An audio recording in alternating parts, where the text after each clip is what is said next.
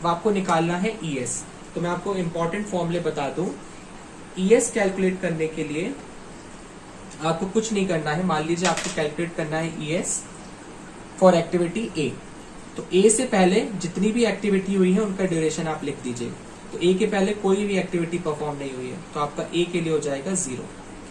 अब आप देखिए बी के लिए। बी से पहले आपकी कितनी एक्टिविटीज परफॉर्म हुई है? सिर्फ ए हुई है। देखिए बी से पहले सिर्फ ए हुई है, तो आपको उसका टाइम लग जाएगा, दैट इज 15। सी से पहले आपकी कितनी एक्टिविटी परफॉर्म हुई? सिर्फ एक हुई है, ए, जो कि है 15। डी के लिए आपकी कौन सी एक्टिविटी परफॉर्म हुई है? बी के लिए 15 और सी के लिए 15। अब डी के लिए हम लोग चेक करते हैं। डी के पहले आपकी बी और ए परफॉर्म हुई है, तो आप उन दोनों को ऐड कर दीजिए, तो आपके पास आंसर आएगा 60। डी के बाद आता है ई। ई के लिए आपकी कौन सी हुई है? ई के पहले आप देखिए कौन कौन सी एक्टिविटी है, ए और सी। 30 प्लस 15 आपका हो जाएगा 45। अब आपका आता है ई एक्टिविटी। ई के बाद एफ आता है। एफ आपकी देखिए एफ तक पहुंचने के लिए आपके पास दो पाथ है। एक ये वाला पाथ है, एक ये वाला पाथ है और एक ये वाला पाथ है। दो ही पाथ है, तो इनमें से जो मैक्सिमम होगा आप उसको लिखोगे। आपको ध्यान रखना है, जो आपका मैक्सिमम पाथ होगा उस नोड तक का, उसको आप लिखोगे। तो आप इनको ऐड करिए और देखिए कौन सा मैक्सिमम पाथ है।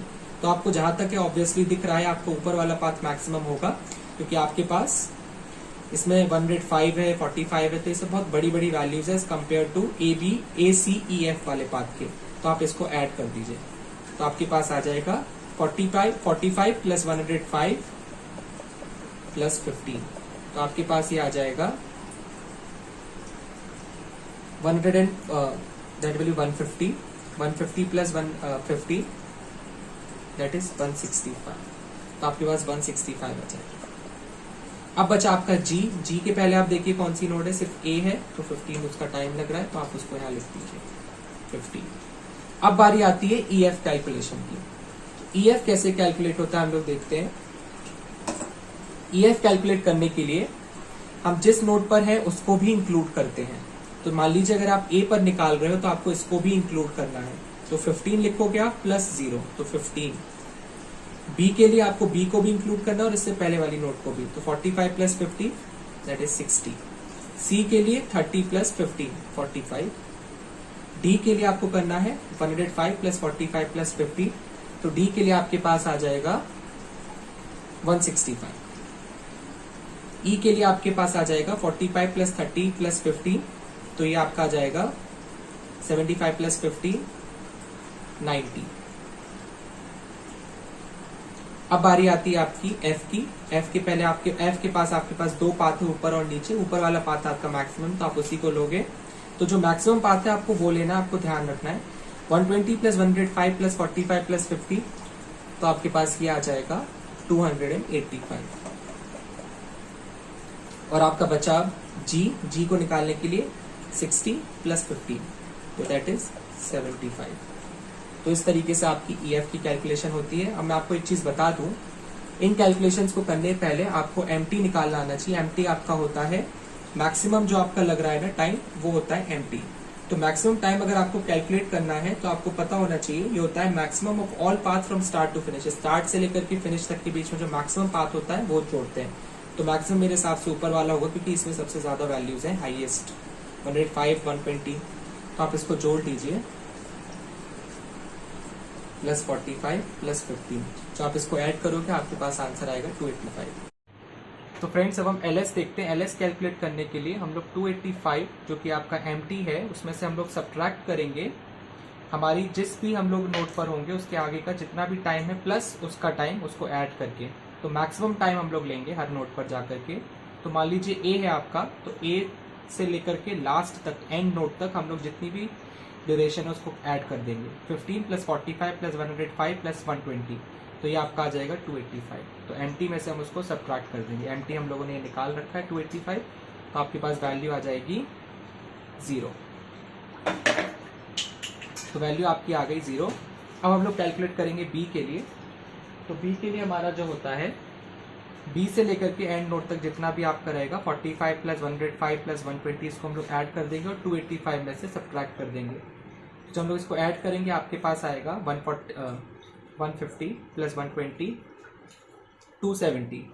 तो 270 जब माइनस करेंगे आपके पास आएगा 15, तो 15 को हम लोग नोट कर देंगे।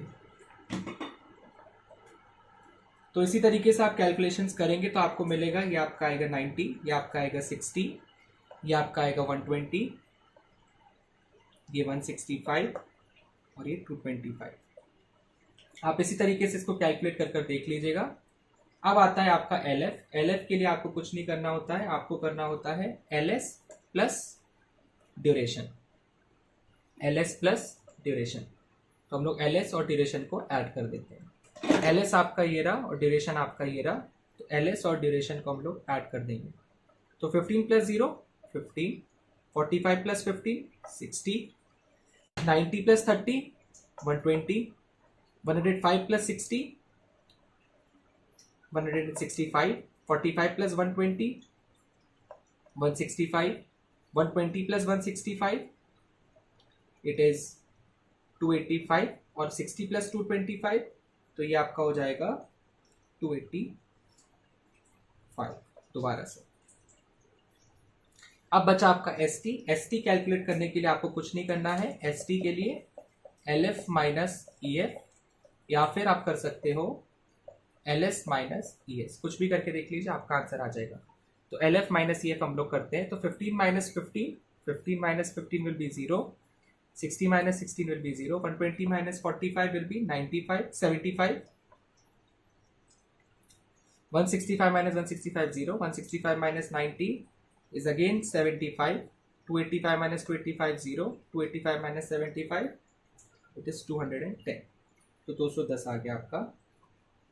अब मैं आपको एक चीज़ बता दूं, अगर आपसे पूछा जाए आपको मैक्सिमम फ्लेक्सिबिलिटी टाइम बताना है किस नोड का रहा, किस एक्टिविटी का रहा, तो मैक्सिमम फ्लेक्सिबिलिटी टाइम आप कैलकुलेट करते हो ST से।